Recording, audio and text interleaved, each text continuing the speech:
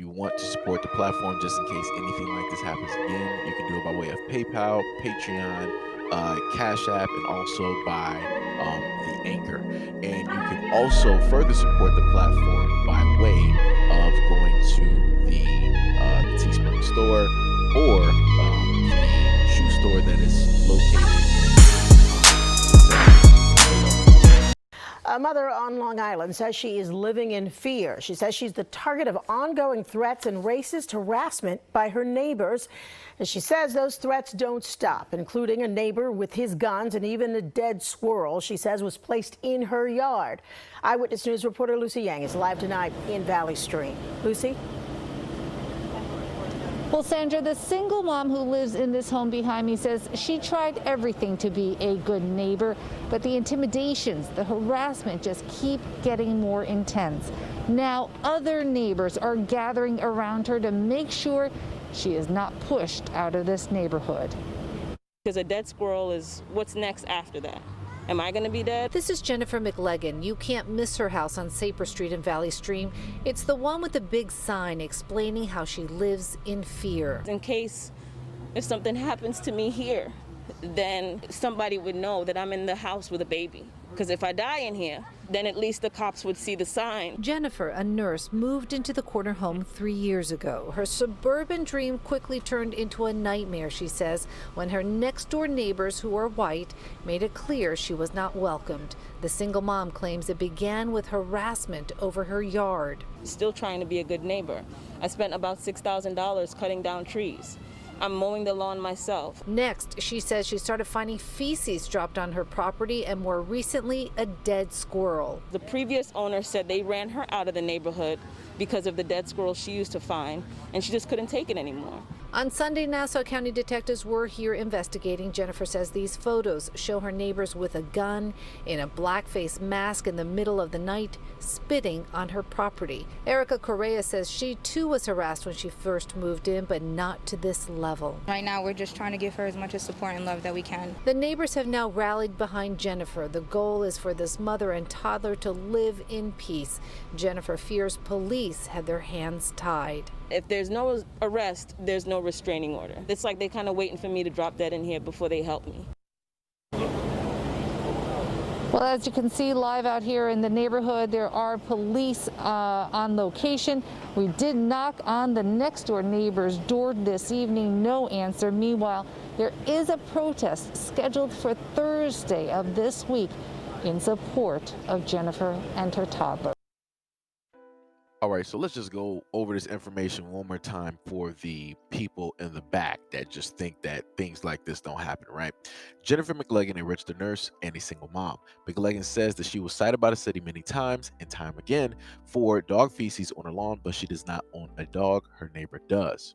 Many of the incidences have been caught on surveillance camera, and she took the videos to court where she won a $5,000 judgment, but harassment still continues. Erica Correa says that she was also harassed when she first moved there, but not to this level.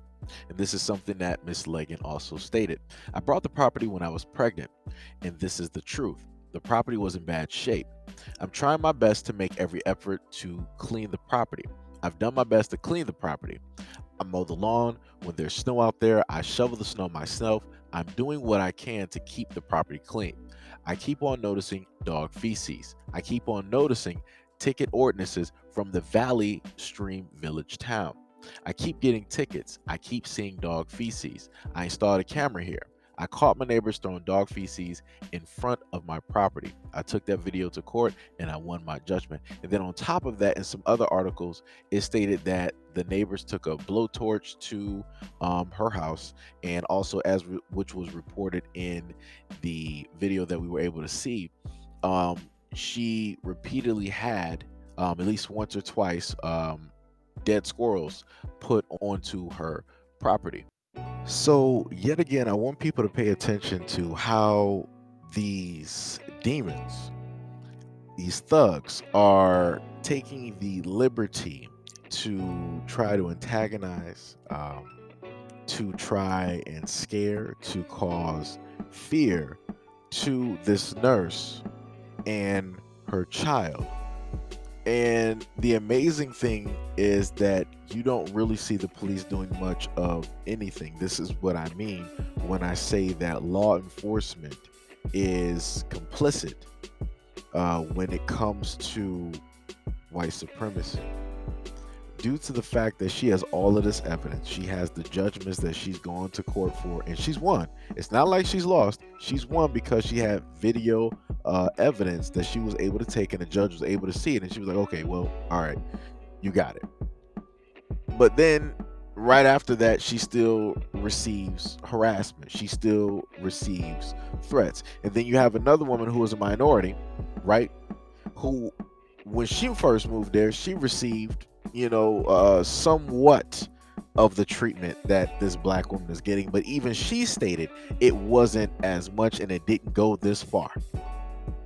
Understand what I'm saying? So beyond a shadow of a doubt, this does have to do with race. I didn't see them interview a white woman and them saying that, okay, this was happening to a white woman also. No, I literally saw a black woman and a woman who was a minority. Like I said, two individuals who have melanin within their skin. And also note the fact that all three, it seems that it's three men that live there, maybe three or two, because they had like two different shots. So maybe the thinner guy who had the shotgun was the same guy walking in the black face mask outside of her house, right? And like I said, and that's another thing before I even touch on that whole thing. You're outside at night, could be dark 30 outside, right? And you're walking outside of somebody's house with a mask on. What is that? And then there's video evidence of the neighbor deciding that, hey, I just need to spit on something, so let me just go over the fence and just spit on her grass. For what? That doesn't even make sense. You have your own property that you have, but you decide, oh, it just looks nice over here. Let me just spit over here. What? Oh, let me just sit outside real quick with a vest and a shotgun. For what? Who's threatening you? It's obviously not this woman and a child. So who exactly is threatening? This is what I mean, and this is what I keep talking about when it deals with racism in this country. This is something that is in a sense commonplace when it comes to America, and especially when it comes to historically when it deals with white America. And I'm going to say that as general as possible, because if you're going to be watching this video, right, and you want to listen to the things that I have to say, which some people do, look up your history, look up the racism, look up a lot of the race riots that took place, look at the people who started those quote unquote race riots and took part in those and made sure to kill people in those race riots. Go look up your history about the several black towns and cities that were burned down by the hands of white people and police. Go look that up. Matter of fact, go look up the story about the 4 girls that were burned alive in a church due to the fact of white people setting it on fire. There's a multitude of stories that I can list, that I can literally go over. But the main common thing response that I'm trying to say is going to come up. They'll be like, oh, that was the past. That was so long ago. That has nothing to do with today. Let's focus on today. What about the black community and all the violence that's taking place in the black community? The problem with that is any of the individuals who happen to always mention the black community and want to mention the things that are going on, none of those people can ever list you any of the actual black groups, and usually every city has a group. It might be small, but they usually have groups within the community that are doing their best to combat everything that is going on, to basically try to put a stop on it or to slow it down to a point where it can become more manageable, right? But they won't tell you about that, nor will they tell you about any of those groups, nor can they list any of those groups. And those same individuals that always want to talk about the things that go on in the black community, none of those same individuals pointing fingers will ever dare to go into the black community to try and give assistance or correct a lot of the things that are going on there. They won't do that.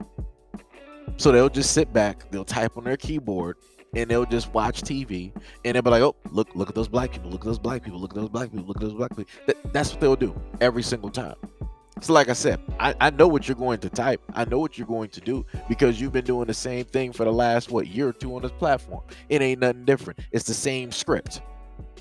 Ain't nothing changed. So like I said here, the main focus that we have is obviously white men who are attacking and going after this black woman and her child for no reason. She's trying to do the whole right American dream. She's not on any type of assistance. She's not dependent on the government. She's doing it by herself. And she also got a house, which she is taking care of to the best of her abilities, spending thousands of dollars in order to do so. But is that good enough for the white people that live next door? Nope. Because they don't want her to be there at all. Just like this black woman stated. They were like, she stated that the previous owner, she was driven off. I'm not sure if she was white or not. She was driven off due to the fact of them leaving dead squirrels in the yard. So like I said, this is nothing that I'm making up. This is not me. Oh, you're just trying to make white people seem bad. I don't have to do that. They're already doing that for white people as we speak. 2 white men are going after a mother and a child, and it's to the point where the mother has to leave a large note directly on the door letting people know that, hey, if anything happens, it's the neighbors that live here. It shouldn't even have to go to that extent, but I promise you that there's going to be dislikes on this video, which means that those are people that 100% agree with what these white men are doing. There's going to be ignorant and stupid comments in the comment section because, yet again, those are people who are racist and that agree with what it is that these white men are doing, because nobody can give me or show me a justification anywhere on this video of why this black woman deserves the treatment that she's getting. You can't give me one. You can't find one, and you won't. The only way that you'll try to make one up is that you're racist, and it's fine. Be honest. And I hope you're honest enough to actually show your face out there in public and say those exact same sentiments and statements so that everybody else around you know exactly who you are and what they're dealing with. But you won't do that yet again. Strike 3. So, to the beautiful mom, the main thing that I can tell you is that I hope that you will take out the time, if you can see fit, to go get your license to carry, because that's basically what it's coming down to. They are literally threatening your life, and you have a child to protect. So it's going to come down to a point it's going to be either you or it's going to be them. And I'm much rather you choose yourself and your child over anything else out here on this planet. Protect yourself and your child and your household tooth and nail, because you have that right to do that. Nobody at all on this planet has a right to try to drive you out or to cause fear in order to get you to move because they don't want you next to them. Like I said, protect yourself and to the best of your abilities. And also, please let this video be an example for other black women out there. It is serious out here. This is what takes place when black men aren't there. I don't know what her situation is. I don't know any of that, right? I don't know what the situation she might have with her family. She might be the last of the last or anything like that. So the main thing that I'm saying is that the same thing I've told you guys before. There's going to be a lot of times out here where there's not going to be a truck full of black men to protect black women. Black women, if you can hear my voice, please do everything in your power to spend your money wisely and to choose your life over material possessions that don't do anything to add value to your life or to protect your life. Your life is delicate, it is precious, it is valuable, and I want you to be here for as long as possible. So please do whatever you can to get your license and to get gun training. But anyways, let me know what you guys think about this video in the comment description below. And as always, peace, love, and stay tuned for the next video.